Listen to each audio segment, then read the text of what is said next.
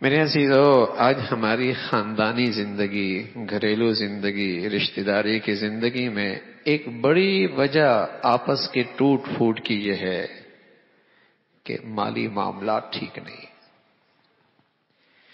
ملکیت واضح نہیں ہے۔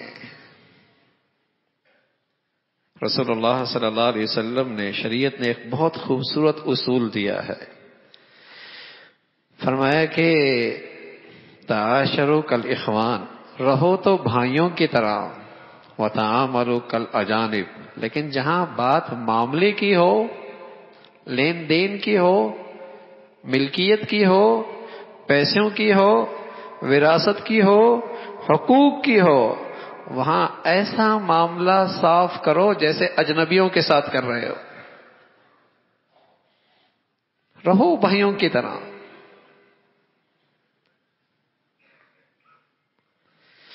باپ بیٹے کے کاروبار میں شریک ہو گیا، پتہ نہیں اس کی شرکت پارٹنر کی حیثیت سے ہے، ملازمت کی حیثیت سے ہے، یا باپ کی مدد کی حیثیت سے، کون سی حیثیت ہے؟ اب کاروبار میں شریک ہو گیا، جو ضرورت ہوتی ہے پیسہ اٹھا لیتا ہے، کچھ عرصے کے بعد دوسرا آتا ہے، وہ بھی شریک ہو جاتا ہے، جو پیسہ ضرورت ہوتا ہے اٹھا لیتا ہے، کچھ عرصے کے بعد ایک اور بھائی آتا ہے، وہ بھی شریک ہو جاتا ہے، جو ضرورت ہوتی ہے اٹھاتے رہتے ہیں۔ اور جب بچے ہو جاتے ہیں، خاندان بڑا ہونے لگتا ہے، باپ رخصت ہو جاتے ہیں، اب جھگڑے شروع ہو جاتے ہیں، میاں تم نے تو سارا ہی کھا لیا ہے،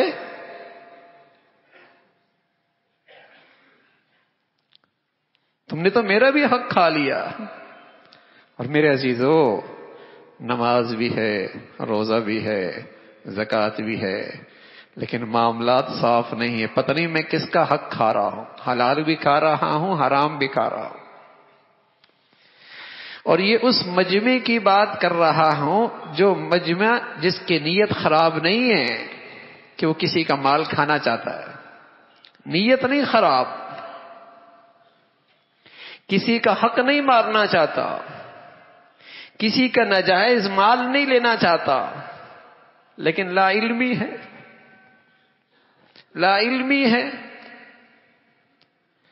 بے خبری ہے، اہتمام نہیں ہے، بس اوقات حرام کھا رہا ہوتا ہے، کسی اور کا حق کھا رہا ہے۔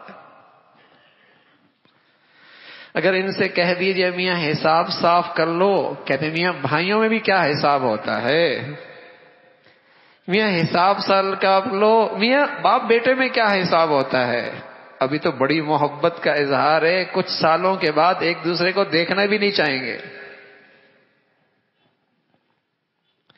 ابھی تو بڑی محبت کا اظہار ہے، لیکن کچھ عرصے کے بعد ایک دوسرے کی شکل دیکھنے کے تیار نہیں ہے، ایسے جھگڑے کھڑے ہو گئے کہ ختم ہونے کا نام نہیں ہے۔ باپ نے گھر بنایا، ایک بیٹے نے بھی پیسہ ملا دیا، دوسرے بیٹے نے بھی تھوڑے سے پیسے ملا دیے، اب یہ بیٹے جو گھر میں پیسہ ملا رہے ہیں، باپ کو قرض دے رہے ہیں، باپ کے ساتھ مدد کر رہے ہیں، یا اس گھر میں پارٹنر بن رہے ہیں، کوئی واضح نہیں ہے۔ باپ کا انتقال ہو گیا، اب ایک کہتا ہے میرا پیسہ لگا ہوا ہے، دوسرا کہتا ہے نہیں میرا لگا ہوا ہے، بہن کہتی ہے اس میں تو میرا ہی حق ہے۔ کہاں کھڑے ہیں اب؟ خونے رشتے دشمنیوں میں بدل رہے ہیں۔ اور سبحان اللہ، ہماری شریعت تو اتنی پیاری ہے، سبحان اللہ، جہاں آپس کے رشتوں کے استواری، آپس کی محبت، آپس کا پیار دین کا بہت بڑا حصہ ہے، اس نے ان ساری چیزوں کا تحفظ کیا ہے۔ اور رسول اللہ صلی اللہ علیہ وسلم نے اصول بتایا، تعاشروا کالاخوان، بھائیوں کی طرح رہو، تعاملوا کالاجانب، لیکن جہاں بات معاملے کی ہو، لین دین کی ہو، کاروبار کی ہو، ملکیت کی ہو، حقوق کی ہو، وہ معاملات صاف کر لو۔ بعد میں معاملات اتنے الجھ جاتے ہیں اتنے الجھ جاتے ہیں کہ بس اوقات حل کرنا ہی مشکل ہو جاتا ہے. سالات سال گزر گئے، وراثت تقسیم نہیں ہو گئی. اب باپ نہیں، بیٹے نہیں، پوتے آ گئے. پوتے آ گئے اور وراثت کی ملکیت، اس کی مالیت کہاں سے کہاں پہنچ گئی، دینے کے لیے کوئی تیار نہیں. کوئی دینے کے لیے تیار نہیں. نماز بھی چل رہی ہے، روزے بھی چل رہے ہیں. میں عرض کر رہا ہوں یہ نہیں کہ نیتیں خراب ہیں. شروع میں نیتیں نہیں خراب ہوتی، کوئی کسی کا حق نہیں مارنا چاہتا. یہ وہ ایک طبقہ وہ ہے نا جس کے نیت ہی خراب ہیں، اس کا ٹھکانہ تو، اس کا حال تو بہت ہی برا ہے. میں تو یہ اس طبقے کی بات کر رہا ہوں کہ الحمدللہ ان کے اندر خوف خدا ہے، نیتیں خراب نہیں ہیں، کسی کا حق لینا نہیں چاہتے، کسی کا حق مارنا نہیں چاہتے، کسی کا حق کھانا نہیں چاہتے، لیکن کھا رہے ہیں دوسروں کا حق لا علمی کی وجہ سے. نقصان اٹھا رہے ہیں بے خبری کی وجہ سے.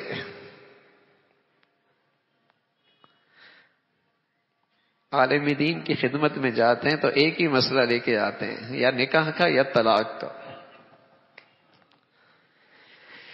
میاں میرا بیٹا میرے کاروبار میں شریک ہو رہا ہے، میری شریعت میری کیا رہنمائی کر رہی ہے؟ معاملہ یہیں صاف ہو جائے کتنا اچھا ہو جائے گا. بیٹا کاروبار میں شریک ہو گیا، ملازمت کی حیثیت سے ہے، اس کو پوری تنخواہ مل رہی ہے، کچھ اٹھا رہا ہے، کچھ اپنے پاس جمع کر رہا ہے. دوسرا بیٹا آیا، وہ ملازمت کے لحاظ سے شریک ہو گیا، باپ کا انتقال ہو گیا، سب کے برابر وراثت تقسیم ہوگی. جو پہلے کاروبار میں شریک ہوا اس نے تنخواہ بھی تو اپنی لے لی، اور جو اب تک کاروبار میں شریک نہیں ہوا اس نے تنخواہ بھی نہیں لی، لیکن باپ کی وراثت میں سب شریک ہیں. معاملات صاف ہو. تو آپس کے یہ معاملات ایک بڑا فساد کی بڑی وجہ، اور آپس کے نفرتوں کے ٹوٹ پھوٹ کی جھگڑوں کی ایک بڑی وجہ، معاملات ٹھیک نہیں ہیں، ملکیتیں واضح نہیں ہیں. ہمارے تو گھروں کا بھی یہی حال ہے کہ گھر میں جیولری پڑی ہے، یہ نہیں پتا اس کا مالک شوہر ہے یا بیوی ہے، یہی نہیں پتا اس کا مالک کون ہے.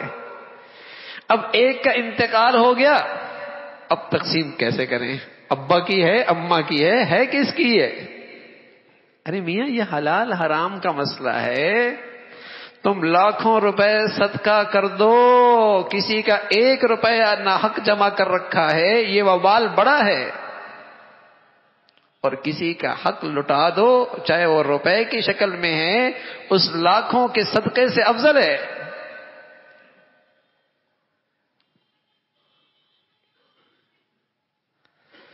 تو معاملات درست ہوں گے، برکتیں ہوں گی، محبتیں رہیں گی، پیار رہے گا، محبتیں رہیں گی، پیار رہے گا.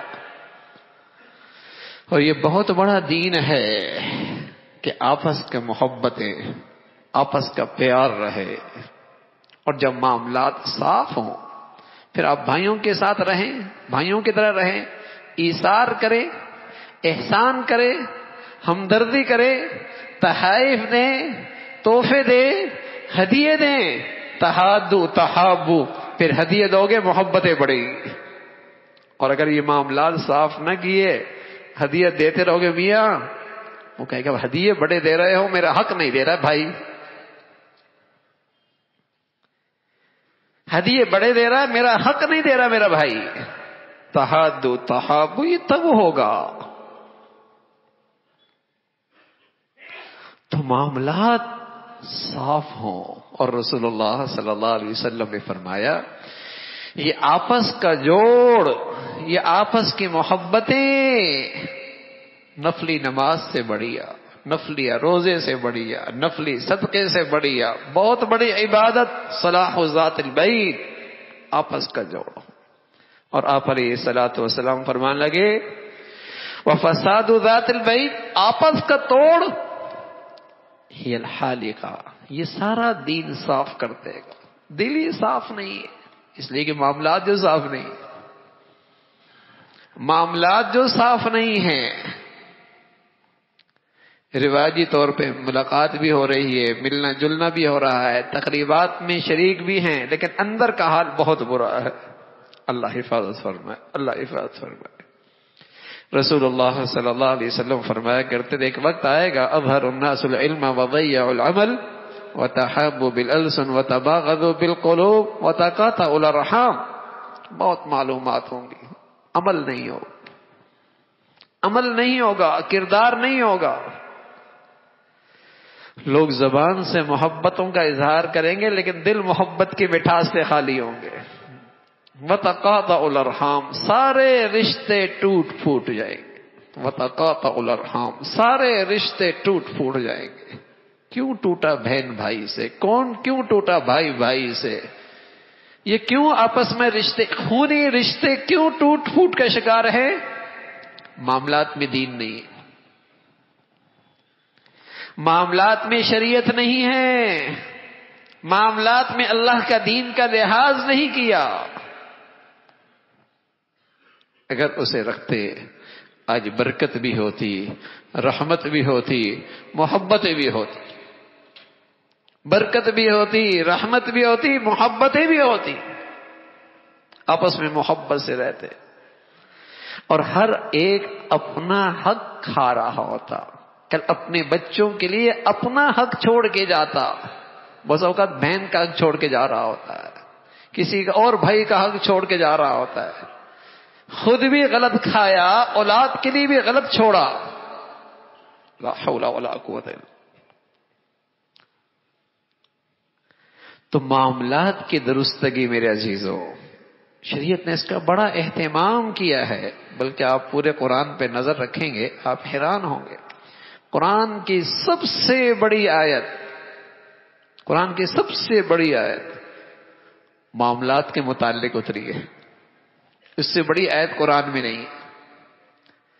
قرآن کی وہ سب سے بڑی آیت معاملات کے لیے اتری ہے.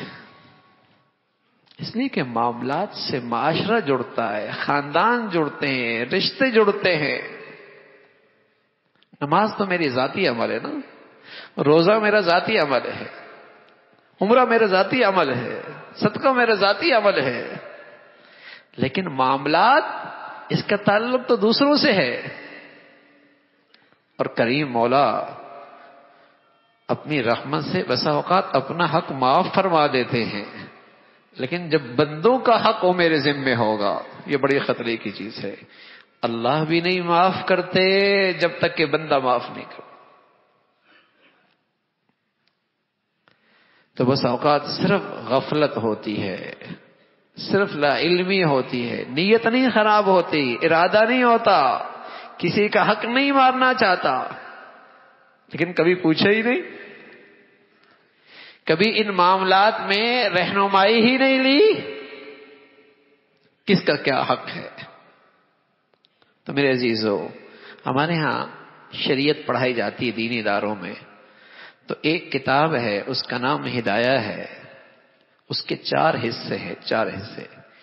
ایک حصے کا تعلق عبادت سے ہے، 3 حصوں کا تعلق معاملات اور معاشرت سے ہے. یعنی دین کا 3 حصے، اس کا تعلق معاملات اور معاشرت سے. اس لیے کہ اور معاملات ٹھیک نہیں تو عبادات بھی بے روح ہو جاتی ہیں، عبادات بھی بے روح ہو جاتی ہیں. تو اللہ کی طرف سے پیغام ہے، آپس میں محبت سے رہو اور اپنے معاملات میں اللہ سے ڈرتے رہو، اللہ سے ڈرتے رہو، بھائی بھائی بن کے رہو. کونوا عباد اللہ اخوانا، بھائی بھائی بن کے رہو. اور ہر وہ چیز جس سے آپس میں رکھنا پڑتا ہے، تعلقات خراب کرتے ہوتے ہیں، ان سے اپنے آپ کو محفوظ رکھو. شریعت کو اپنے معاملات میں زندہ کرو، برکتیں، رحمتیں، محبتیں نصیب ہوں گی. اللہ ہم سب کو اس کا اہتمام نصیب فرمائے.